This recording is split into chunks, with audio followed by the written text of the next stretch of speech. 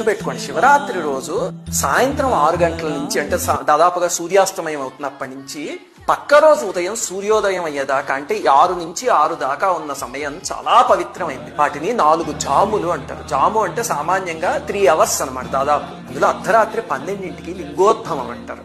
ఆ సమయం పరమ పవిత్రమైనది. అందుకని మీకు కుదిరితే లింగోద్భవం దాకా లేచుండి ఆ సమయానికి అభిషేకం చేయడానికి ప్రయత్నించండి. కొంచెం అభిషేకం చేసిన 5 నిమిషాలు చేసినా సరే అపారమైన ఫలితం. అలాగే ఎన్నిసార్లు చేయాలండి అభిషేకము అంటే సామాన్యంగా ఏకాదశ రుద్రులు అంటారు పరమేశ్వరుడు యొక్క 11 స్వరూపాలు.